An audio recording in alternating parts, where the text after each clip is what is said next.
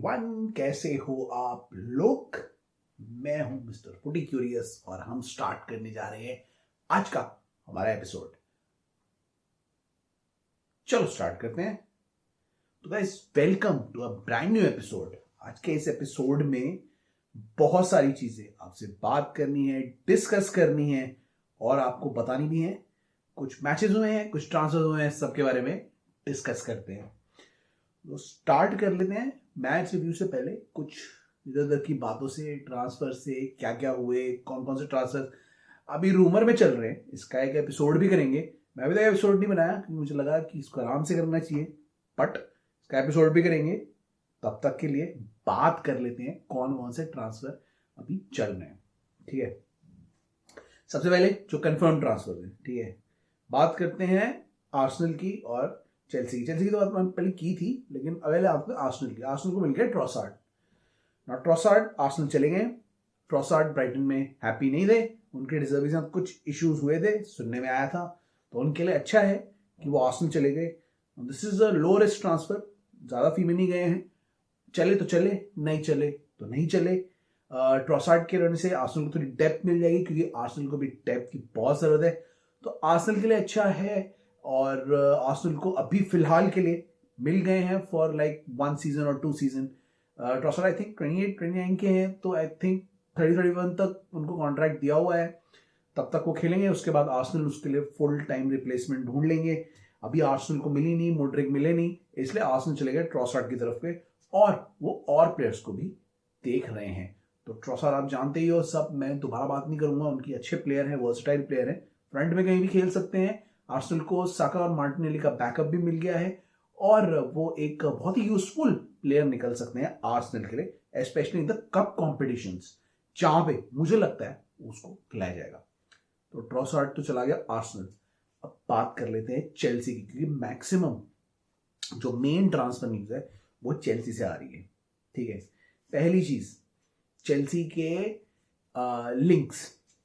Modric के बारे में मैंने आपको बता दिया था, अपनी राय दे दी थी।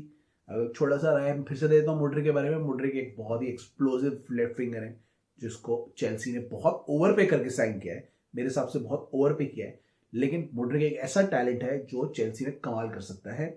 आपने वो पिछले मैच में देखा ही था कि सब लोगों ने देखा ही होगा कि चेल्सी के जब मैच में वो आए थे, आई थिंक 30-35 मिनट्स के लिए, उन्होंने कमाल कर दिया था। बहुत एक्साइटिंग प्ले दिखाया था।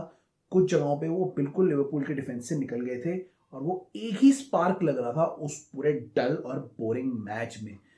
तो मुड्रिक के बाद चेल्सी के अब 2-3 लिंक्स आ रहे हैं। पहला लिंक्स तो आ रहा है मालो गस्टो का, जहां पे उनकी एक बिड रिजेक्ट भी हो चुकी है। मालो गस्टो एक राइट बैक है, लियोन के लिए खेलते हैं और बहुत अच्छे राइट बैक हैं क्योंकि रीस जेम्स बार बार इंजर्ड होते हैं। तो रीस जेम्स के बैकअप के लिए, और या फिर रीस जेम्स तो बार बार इंजर्ड होते रहते हैं, तो हो सकता है वो भी खेले। उन्हीं के टक्कर के काफी टैलेंटेड 19 ईयर ओल्ड बहुत ही बढ़िया राइट बैक है मालो गस्टो।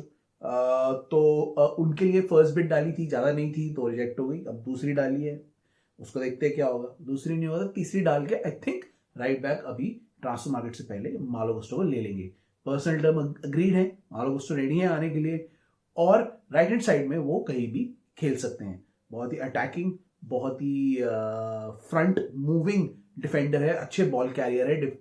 आई थिंक वो ड्रिबलिंग भी अच्छी कर लेते हैं और उनका डिफेंसिव वर्क भी काफी अच्छा है। पेस है और अप एंड डाउन जाने की उनमें क्षमता है। तो बेसिकली राइट बैक भी खेल सकते हैं, राइट विंग बैक भी यूज कर सकते हैं। आई थिंक राइट मिडफील्ड पे भी वो खेल सकते हैं। तो काफी वर्सेटाइल प्लेयर है और आई थिंक चेल्सी को वो मिल जाएंगे before the transfer window. Will keep up, will make a proper show out of it, बाद में हम बनाएंगे। अभी के लिए ये है पहला लिंक। दूसरा लिंक है दोबारा से एंजो फर्नांडिस का, मोइसेस कैसिडो का और नाना का एवर्टन से। तो 3 लिंक है। चेल्सी को मिडफील्डर चाहिए, चेल्सी मिडफील्डर देख रहे हैं। एंजो फर्नांडिस के लिए उन्होंने कुछ कम लेके आते 100 मिलियन प्लस प्लेयर ऑफर किए थे, वो बेनफिका ने बिल्कुल मना कर दिया। उनको चाहिए 120 मिलियन, जो कि टैक्स लग लगा के बहुत ज्यादा हो सकता है, 160 हो सकता है। तो क्योंकि उनका रिलीज क्लॉज सुनने में आ रहा है समर में थोड़ा कम हो सकता है, तो आई थिंक एंजो फर्नांडिस में के लिए वो अभी दोबारा नहीं जाएंगे। बट ये चेल्सी है और चेल्सी ऑलरेडी एफएफपी के साथ प्रॉब्लम में आते आते रह गई है, उसके बारे में बात करेंगे। तो फिलहाल के लिए जरूरी नहीं है, अभी 6 दिन बचे हैं, 5 दिन बचे हैं, कुछ भी हो सकता है, क्या पता चेल्सी लास्ट में चले ही जाए एंजो फर्नांडिस के लिए, देखते हैं what happens in that deal. But Chelsea का वो सुनने में ऐसा आ रहा है कि वो उनका प्राइमरी टारगेट है, तो अगर प्राइमरी टारगेट के लिए जाएंगे तो उनको ओवर पे करना पड़ेगा। सेकंड टारगेट है उनका मोइसेस कैसिडो ब्राइटन से। मोइसेस कैसिडो के लिए भी सेम चीज है, उसको ब्राइटन ने बहुत ओवर प्राइस कर दिया है, ब्राइटन को प्लेयर नहीं सेल करना है, डिजर्बी ट्रॉसार्ड के बाद और कोई प्लेयर बेचना नहीं चाहते इस समर में। तो देखते हैं कि ब्राइटन भी उसको बेचेगा या नहीं बेचेगा, क्योंकि 100 मिलियन कर दिया है तो मुझे लगता है चेल्सी उसके लिए जाएगा, क्योंकि 100 मिलियन वैल्यू मोइसेस कैसिडो के लिए बहुत ज्यादा है। और ऐसे स्टेटमेंट भी दे दी है चेल्सी को, उन्होंने अनॉय भी, चेल्सी से अनॉय भी हो गया है ब्राइटन। लेकिन आई थिंक मोइसेस कैसिडो एक ऐसे प्लेयर हैं जिसको पॉटर जानते हैं, इसलिए चेल्सी की आई थिंक वो सेकंड चॉइस है आफ्टर एंजो फर्नांडिस। तो मोइसेस कैसिडो का भी लिंक चल रहा है, अभी गया नहीं है और क्या पता वो ना जाए। Let's see what happens in both these deals. मेरे को लगता है कि अगर इनको कोई प्लेयर नहीं मिला चेल्सी को, तो वो एंड्रे सैंटोस को भी ट्राई कर सकती है इस सीजन में भी, और नेक्स्ट सीजन के लिए तो 101%। तो एंड्रे सैंटोस को भी ध्यान देना, वो अभी खेल तो रहे हैं ब्राजील के लिए, लेकिन आप देखना कुछ टाइम बाद वो फर्स्ट टीम में ब्रेकआउट कर सकते हैं। We need to look out for this player. Let's see कि चेल्सी उनको डिप्लॉय करती है मिडफील्ड में या नहीं। तो ये 3-4 ऑप्शन है चेल्सी के लिए। मालो गस्टो तो आ ही जाएगा मुझे लग रहा है, बाकी भी देखते हैं। उसके अलावा ट्रांसफर्स की हम बात आराम से करेंगे, पहले कुछ इधर उधर की बातें कर लेते हैं। पहला बात कर लेते हैं एफएफपी की। एफएफपी के साथ हुआ गया है कि भैया फाइनेंशियल फेयर प्ले, क्योंकि चेल्सी 8 साल कॉन्ट्रैक्ट दे रही है, सारे प्लेयर्स को एमोटाइज रेट पे ले रही है, चेल्सी ने ये लूप होल देख लिया है। तो जो एफएफपी बॉडी जी है उन्होंने कह दिया है कि अगले समर से अब 5 साल से ज्यादा कॉन्ट्रैक्ट कोई नहीं देगा, और एफएफपी अपने रूल भी नेक्स्ट विंडो से स्ट्रॉन्ग करने वाली है। तो चेल्सी कोशिश ये कर रही है कि इसका फायदा उठाओ और अभी ज्यादा से ज्यादा प्लेयर को ले लो। तो उन्होंने नोनी माडुएके को भी ले लिया है। नोनी माडुएके के बारे में भी आई थिंक हमने पहले एपिसोड में बात करी थी, तो अभी बात कर लेंगे। उसके पहले मैं एफएफपी को बता दूं कि एफएफपी ने ये 5 साल का कॉन्ट्रैक्ट वाला तो कर दिया है चेल्सी की वजह से। आई थिंक खबर ऐसी आई थी कि बाकी टीम से कंप्लेंट की है, चेल्सी इतने प्लेयर खरीद रहा है, उन्होंने इतने सारे प्लेयर ले लिए हैं कि वो पीएसजी लीग 1 आपके सेरिया और लीगा के खर्चे से ज्यादा है। खर्चा चेल्सी ने इतने 1-2 विंडो में ही कर दिया है। तो सब लोग नाराज हैं और इसकी वजह से एफएफपी ने ये रूल भी उठाए हैं, और आगे आने वाले टाइम पे एफएफपी बहुत स्ट्रिक्ट हो जाएगा इन कॉन्ट्रैक्ट से और हर चीज से। तो इसीलिए चेल्सी ने इस लूपहोल का फायदा उठा के ये काम कर दिया है। तो एफएफपी से तो आई थिंक चेल्सी बच जाएगी because of these 8 year contracts, लेकिन अब इससे ये 8 ईयर कॉन्ट्रैक्ट्स इंग्लैंड में भी नहीं होंगे। ये पहले से रूल है आई थिंक कि आप 5 साल से ज्यादा कॉन्ट्रैक्ट नहीं दे सकते, स्पेशली इटली में या जर्मनी में। तो अब ये इंग्लैंड में भी रूल आ जाएगा कि भाई 5 साल से ज्यादा कॉन्ट्रैक्ट आप नहीं दे सकते। तो ये थी एफएफपी की नाराजगी और एफएफपी के इशू। अब आप बात कर लेते हैं नोनी माडुएके के भी, जो मैं भूल गया था। नोनी माडुएके वो एक आई थिंक 19-20 साल के विंगर है, राइट विंग में खेलते हैं मोस्टली और सेंट्रल में भी खेलते हैं। अटैकिंग फॉरवर्ड है, ड्रिबलिंग बहुत अच्छी करते हैं, पेसी हैं, लेफ्ट फुटेड है मोस्टली, और आप कह सकते हो साका का एक फास्टर वर्जन है। ये टॉटनम के अंडर 18 यंगस्टर्स में से थे जो पीएसवी के लिए चले गए थे खेलने, और ये भाई साहब अभी इनको भी चेल्सी ने साइन किया because Christopher Vivel I think इनको जानते हैं या इसके बारे में इसको ट्रैक कर रहे हैं। तो आई थिंक ये क्रिस्टोफर विवेल की साइनिंग है, क्योंकि चेल्सी दोनों साइड में 1-on-1 विंगर्स देख रही है जो टेक ऑन कर सकें डिफेंडर्स को। तो आई थिंक लेफ्ट के लिए मुड्रिक और राइट के लिए नोनी माडुएके देख रही है। चेल्सी ने जिएक को भी आई थिंक मार्केट में डाल दिया है for sale, let me just confirm it, बाद में बात करेंगे इसकी। लेकिन अभी माडुएके एक बहुत ही स्ट्रांग बॉय है, बड़े बढ़िया बिल्ड है उनकी और अच्छा खेलते हैं, ड्रिबलिंग बहुत अच्छी है, प्लेयर को बीट कर देते हैं, 1-on-1 स्पेशलिस्ट हैं, बॉल कैरियर अच्छे हैं और एक्सजी भी उनका काफी अच्छा है, डिफेंस में भी हेल्प आउट कर देते हैं और लिंकअप अच्छा करते हैं अगर उनके जैसे स्किल के और प्लेयर्स मिल गए तो। और सबसे इंपॉर्टेंट चीज, शॉट लेने से घबराते नहीं है, शॉट टेकिंग भी उनकी बहुत ज़बरदस्त है। तो ये सारी चीज़ें चेल्सी के लिए काफ़ी यूजफुल हो सकती हैं। नोनी मैडुके साइन भी हो चुके हैं, मेडिकल भी पास कर चुके हैं और चेल्सी के साथ ट्रेनिंग भी कर रहे हैं, जो मैंने वीडियो में देखा था। तो Noni Madueke is a good option, good player, full of potential. Let's see what happens with him in Chelsea. मैं अभी इन सब चीज़ों की ज़्यादा डिटेल में बात नहीं कर रहा हूँ, मैं फिर बता रहा हूँ कि मैं इसको अपने ट्रांसफर विंडो में वाले एपिसोड में डिस्कस करूंगा।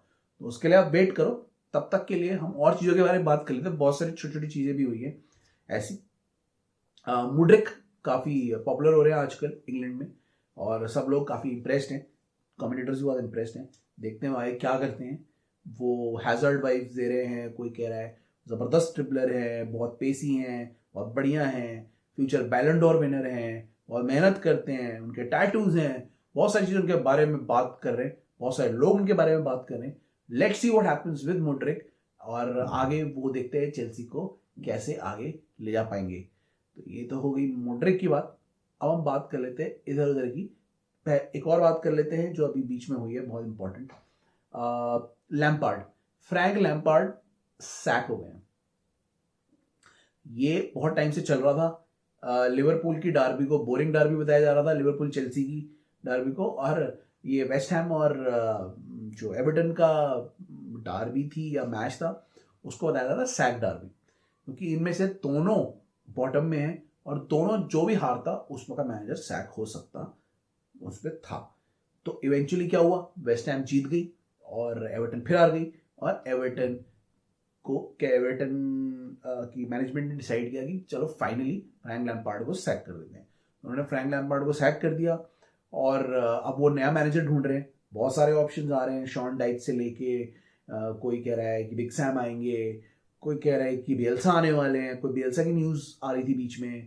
तो पता नहीं कौन आएगा, कौन एवर्टन को शिप को स्टेबलाइज करेगा। बट अभी के लिए एवर्टन के पास कोई मैनेजर नहीं है और अभी एवर्टन का I think caretaker manager ही होंगे जो अभी देख रहे होंगे। फिलहाल के लिए अब एवर्टन को इकट्ठा होके आगे करना है और अपनी सीजन को बचाना है, क्योंकि अभी भी वो रेलिगेशन जोन में है और कुछ भी हो सकता है। तो ये थी एवर्टन की बात। अब बात कर लेते हैं लैम्पार्ड की। लैम्पार्ड बेसिकली चेल्सी के लेजेंड है और उनका कोचिंग करियर अभी इतना सक्सेसफुल नहीं हो पाया है। और दो एक सीजन उनका अच्छा गया था चेल्सी के साथ, जहां पर उन्होंने चेल्सी को चैंपियनशिप पोजीशन में ले आए थे with a brand new young squad. तो उन्होंने बहुत सारे प्लेयर्स को भी इंट्रोडक्शन दिया, जैसे मेसन माउंट हो गए, रीस जेम्स हो गए, और उन्होंने यंगस्टर्स के साथ काफ़ी अच्छा प्रोग्रेशन करवाया।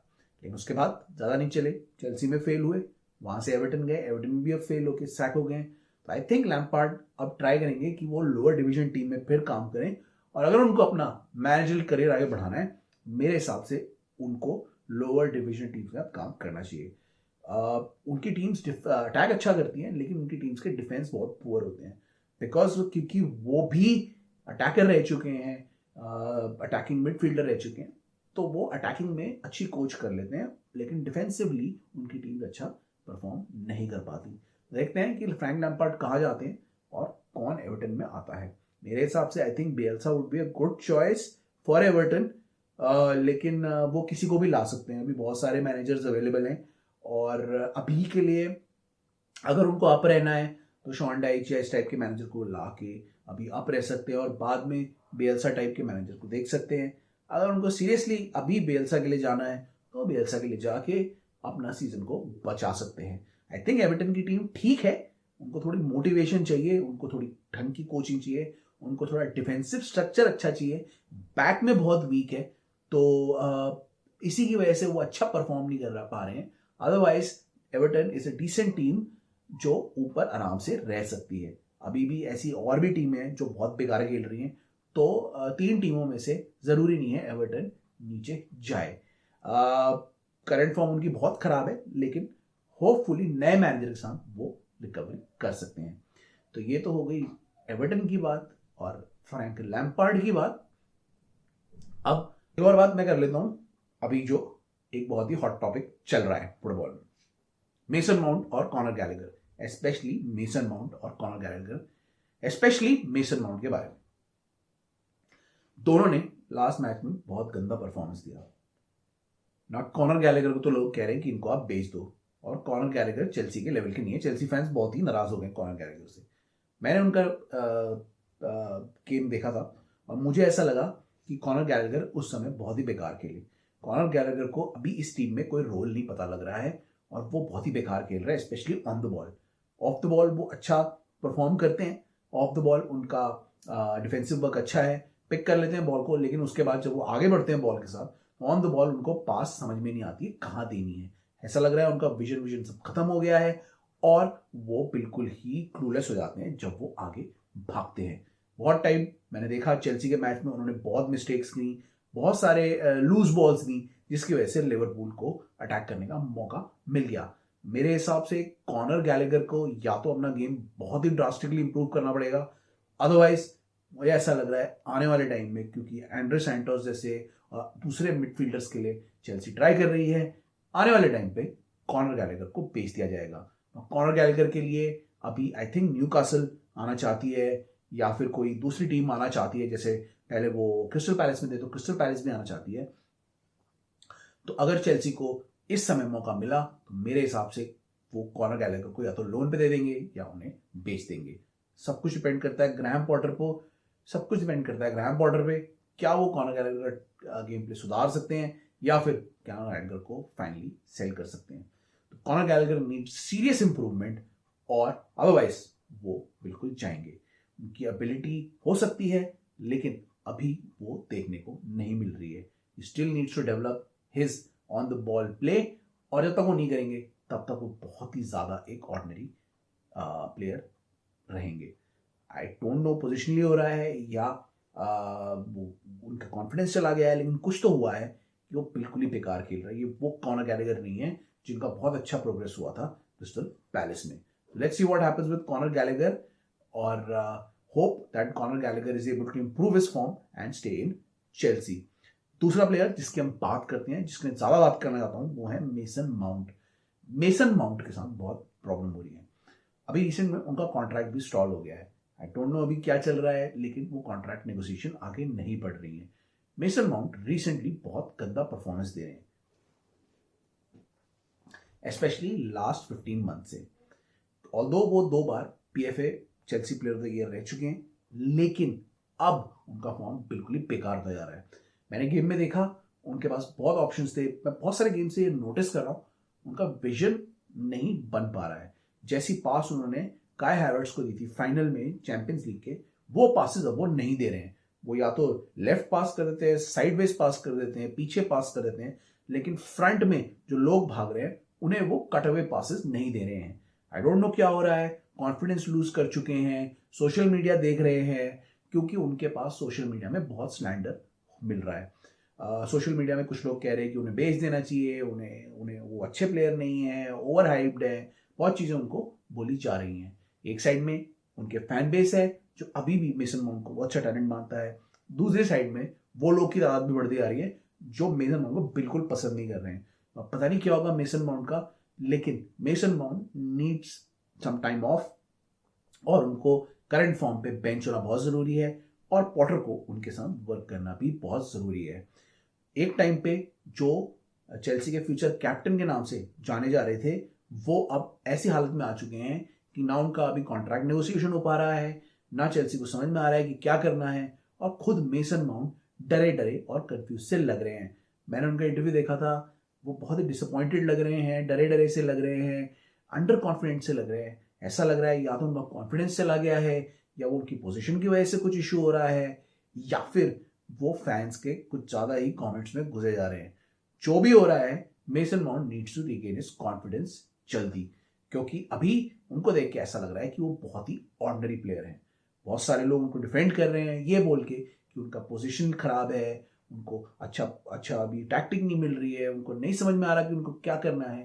तो अगर ये प्रॉब्लम है तो ग्राहम पॉटर को उनके साथ वर्क करना पड़ेगा, अदरवाइज उनको अपने गेम में भी थोड़ा सुधार लाना पड़ेगा। जिस हिसाब से चेल्सी प्लेयर खरीद रही है उस हिसाब से अगर वो अपना गेम इंप्रूव नहीं करते तो ऐसा ना हो कि चेल्सी उनको भी कॉनर गैलेगर के साथ सेल कर दे।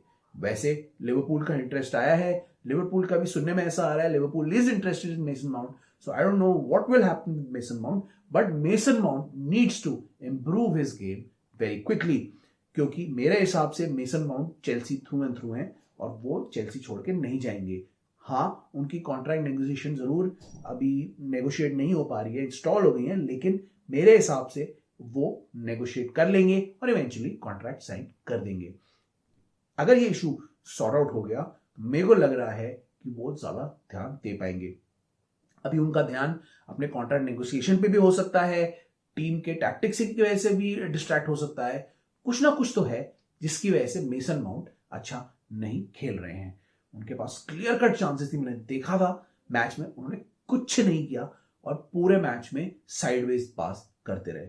चेल्सी का फैन बेस उससे बहुत नाराज हो गया और उन्होंने सोशल मीडिया पे उनको स्लैंडर करना शुरू कर दिया। मैंने वो ट्वीट देखी थी मिस की जिसकी आप बात कर रहे थे, उनको बहुत सारे रीट्वीट भी मिले थे जहां पे मिस ने कहा था कि ऐसे वो खेल रहे हैं और उन्हें नहीं खेलना चाहिए। एनीवेज, जो भी है, जैसा भी है, कोई भी बात है, मेरे हिसाब से मिस कोई गलत नहीं कह रहे थे as per current form.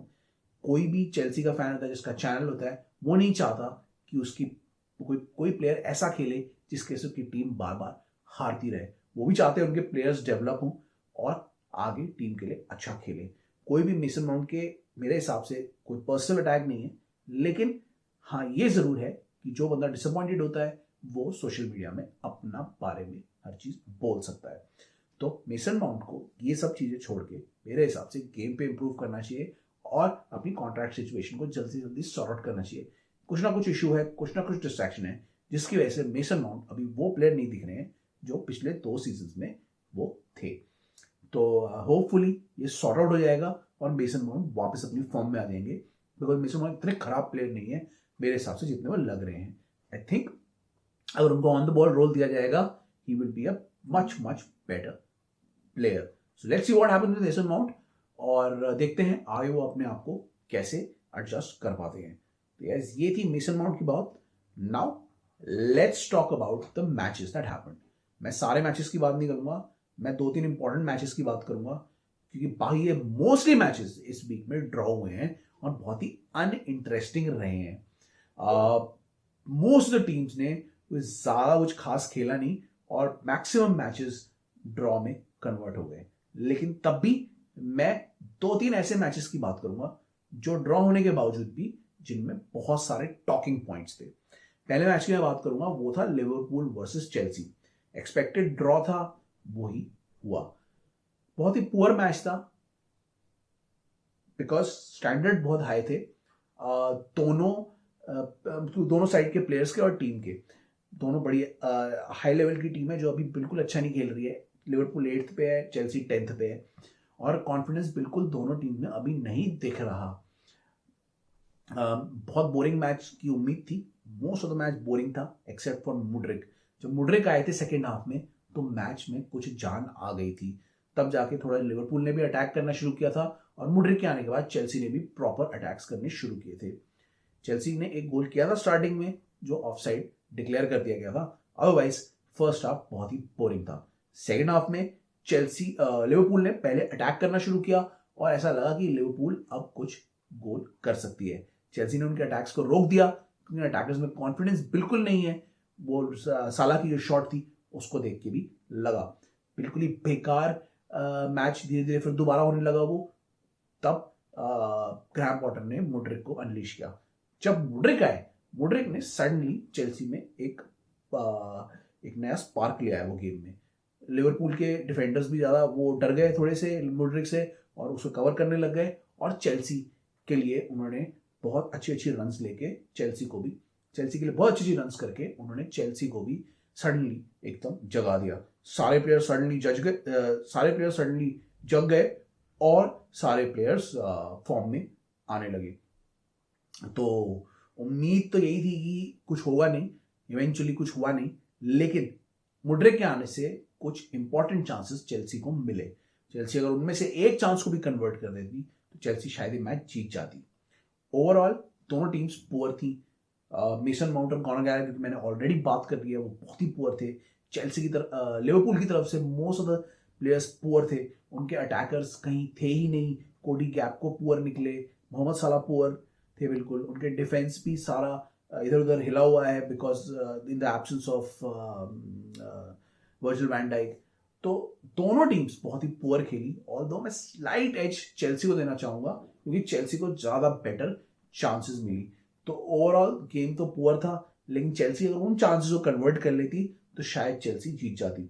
Chelsea की तरफ से एक दो लोग अच्छा खेले, जिएक थोड़ा बेटर खेले सबसे, और अपने मुड्रिक तो one of the best players थे on the field.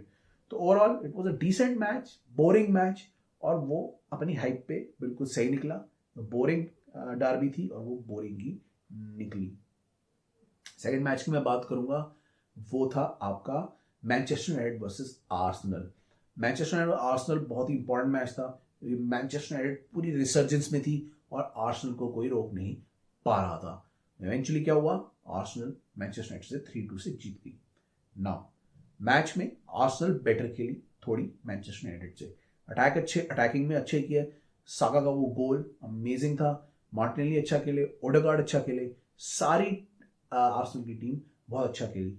First half में आर्सेनल ने डोमिनेट किया मैनचेस्टर यूनाइटेड को, ऑल्दो मैनचेस्टर यूनाइटेड के अच्छे मूवमेंट से मार्शल का वो गोल, ओ सॉरी रैशफोर्ड का वो गोल, और जितने भी आर्सेनल के अटैक थे उन्हें काउंटर करने की शक्ति, उन्हें काउंटर करने का जो स्टाइल था वो टेन हाग ने बहुत अच्छी तरीके से अडॉप्ट किया। मैनचेस्टर यूनाइटेड ने पूरा कंपटीशन दिया आर्सेनल को फर्स्ट हाफ में और बहुत ही अच्छा खेला। सेकेंड हाफ में वहां पे प्रॉब्लम होने लग गई क्योंकि मैनचेस्टर यूनाइटेड के पास कैसेमीरो नहीं अवेलेबल थे। क्रिश्चियन एरिक्सन भी सेकेंड हाफ तक काफी थक गए।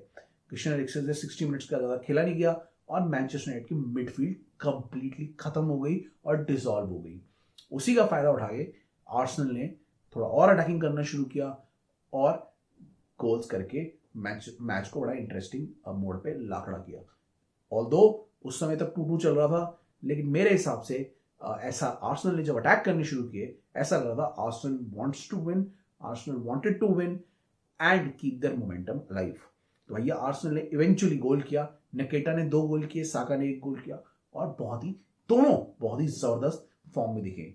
लेकिन मेरे हिसाब से वो सारे गोल जो थे ना आर्सेनल के वो अवॉइडेबल थे। टेन हाग जो थे, he was not impressed, he was not happy in his press conference. उन्हें ऐसा लग रहा था कि ये सारे गोल जो हुए थे ये अवॉइडेबल थे।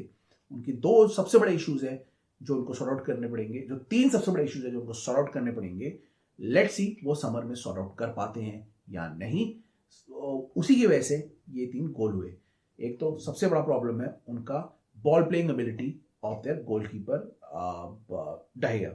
उनकी बॉल प्लेइंग एबिलिटी बिल्कुल भी नहीं है, वो पुराने जमाने के गोलकीपर हैं और वो जब भी बॉल प्ले करने की कोशिश करते हैं वो अपने डिफेंडर्स को प्रेशर में डाल देते हैं। तो उनको मैनचेस्टर यूनाइटेड को नया गोलकीपर ढूंढना पड़ेगा जिनमें अच्छी बॉल प्लेइंग एबिलिटी है, जो मॉडर्न गोलकीपर है और जो डिफेंस को एक्शन में ला सके। पहले डहेया की वजह से गोल हुआ, डहेया और एरन वैन बिसाका की वजह से गोल हुआ। एरन वैन बिसाका अगेन एक ऐसे प्लेयर है जो अटैकिंग में अच्छे हैं, 1-on-1 में अच्छे हैं, लेकिन डिफेंसिव ड्यूटीज करते वक्त वो कभी कभी प्लेयर की पोजीशंस का ध्यान नहीं रखते। उनके आसपास से प्लेयर निकल जाते हैं, उनको पता नहीं लगता और वो ट्रैक बैक करने में काफी टाइम लगा देते हैं।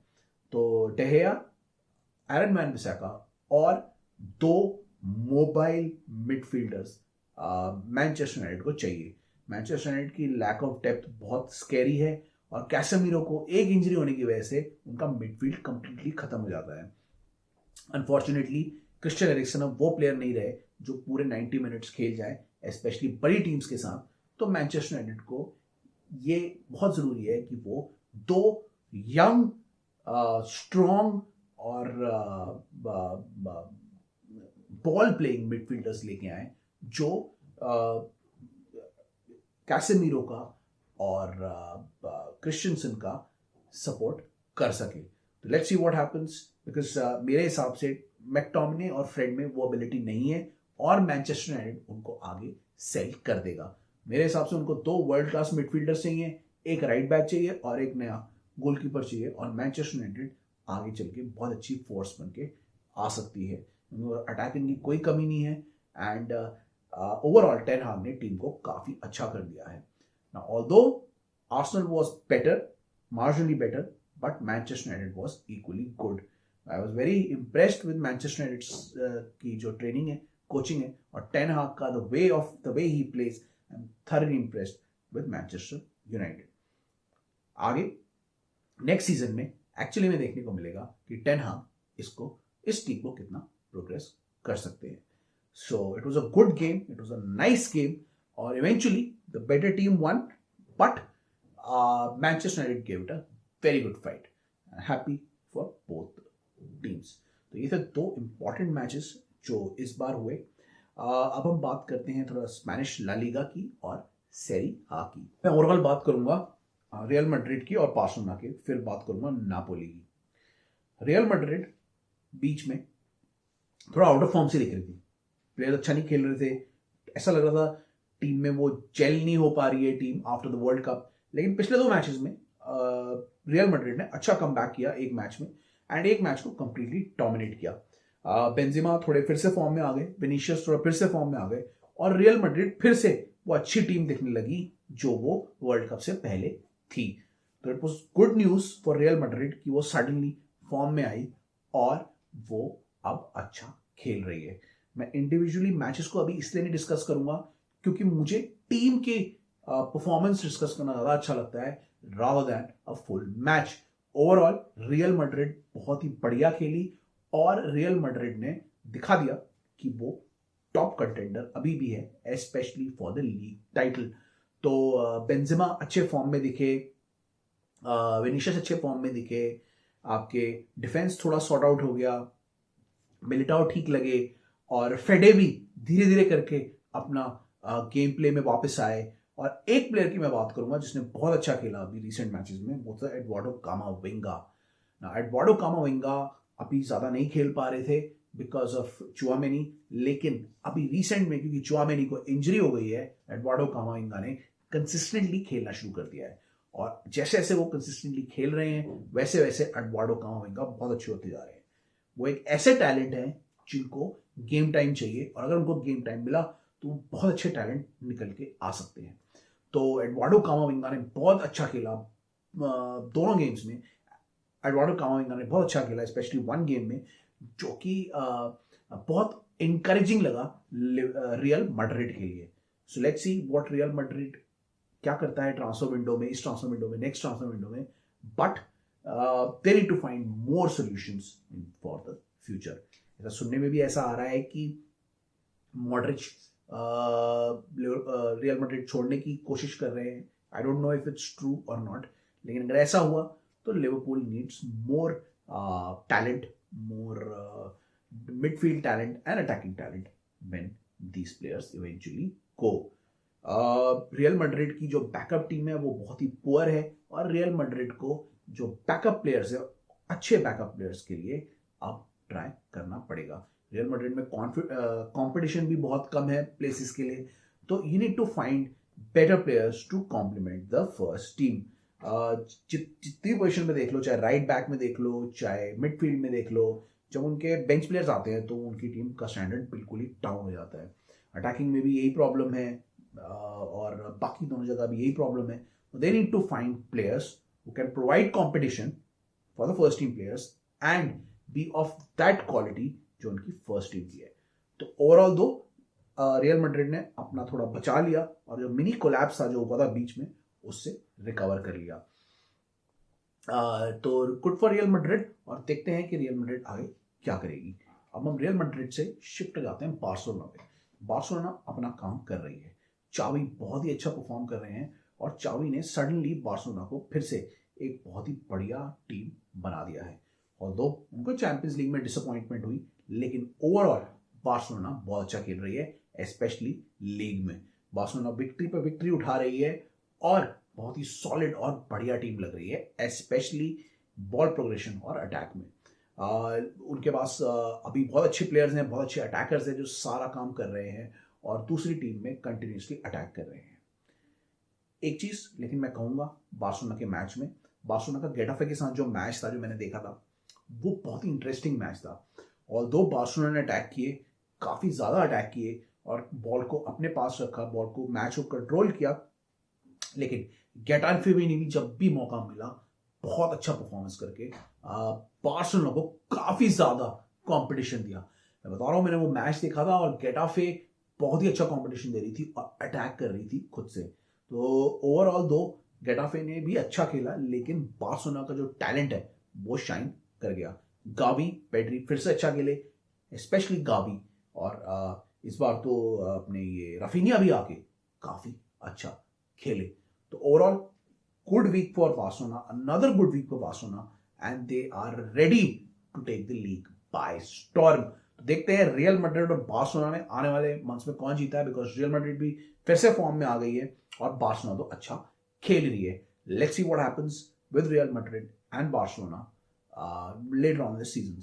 मैं इसको अच्छे से एक्सटेंसिवली कवर करूंगा दूसरी लीग्स को इन अदर वीडियोस। गाइस, ये थी बार्सिलोना रियल मैड्रिड की बात। और फाइनली हम बात कर लेते हैं नापोली की, जो जीतते ही जा रही है और अपनी लीड को बरकरार रखे हुए है।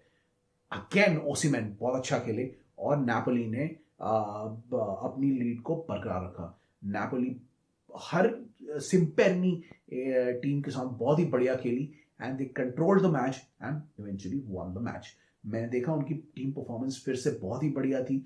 उनके प्लेयर्स के बीच में इतना अच्छा जेल हो गया है कि every match they play they are expected to win. Napoli और शाख्तार मेरे हिसाब से दो डार्क हॉर्सेस हैं for the Champions League, and let's see what happens in the Champions League, because Napoli जिस हिसाब से खेल रही है उस हिसाब से लीग तो उनकी ऑलमोस्ट हो ही गई है। इस सीजन में ऐसा लग ही नहीं रहा है कि नापोली को कोई हरा पाएगा और कोई ज्यादा कंपटीशन दे पाएगा। नापोली के पास हर पोजीशन में बहुत ही अच्छे प्लेयर हैं और स्पेलेटी ने अपना टीम का जो कॉम्पोजिशन है वो बहुत ही बढ़िया बनाया है। जब वो डिफेंस करते हैं तो वो काफी सॉलिड और टाइट यूनिट रहते हैं डिफेंस में। जब वो अटैक करते हैं तो उनके अटैकर्स के बीच में इंटरप्ले बड़ा इंटरेस्टिंग होता है और बहुत अच्छा होता है। Napoli is one of the most entertaining teams to watch, क्योंकि उनके साथ पूरे मैच में कुछ ना कुछ हो ही रहा होता है। तो Napoli is a dark horse and we hope, I hope that Napoli go far in the Champions League. I'll be very happy if they win the league और Champions League में भी वो काफी आगे जाए। तो highly impressed with Napoli. They keep winning, they keep managing their momentum, और hopefully they will win the Serie A this month. Hopefully win the Serie A this time. एक चीज मैं और बता दूं एंड करने से पहले कि बाय द वे जो अभी जुवेंटस फंसी थी कुछ फाइनेंशियल फेयर प्ले और अकाउंटिंग इश्यूज में, उसकी वजह से यूवेंटस को 15 पॉइंट डॉक कर दिया गया है बेसिकली। तो यूवेंटस तो अब टाइटल रेस से कंप्लीटली बाहर हो चुकी है। तो देखते हैं क्या होगा। नापोली तो वैसे भी ये टाइटल जीतने ही वाली है, लेकिन यूवेंटस के लिए प्रॉब्लम हो जाएगी अब, because they have been docked 15 points because of that the issue that they faced due to some accounting problems. तो गाइस, ये थी छोटी सी लीग का राउंड अप। बहुत सारी स्टोरीज थी, मैंने मिश मैश कर दी हर चीज में, लेकिन इतनी सारी स्टोरीज हो गई थी लास्ट एपिसोड से कि मुझे सबको इस एपिसोड में डालना पड़ा। गाइस, आप लाइक शेयर सब्सक्राइब करो, प्लीज हमारे चैनल को फॉलो करो और हमारे वीडियोस भी देखो, and please let your people know about us, और keep watching our channel, keep enjoying our channel. हम ऐसे ही आपके लिए बहुत अच्छे अच्छे प्रोग्राम्स इस चैनल में लाएंगे and we will keep you entertained all the time. तो गाइस, सब डिटेल्स हैं फाइनल स्क्रीन में, देख लो। मैं हूं फुटी क्यूरियस, निकलता हूं इस एपिसोड के बाद। मिलूंगा आपसे अगले एपिसोड में, तब तक के लिए बाय।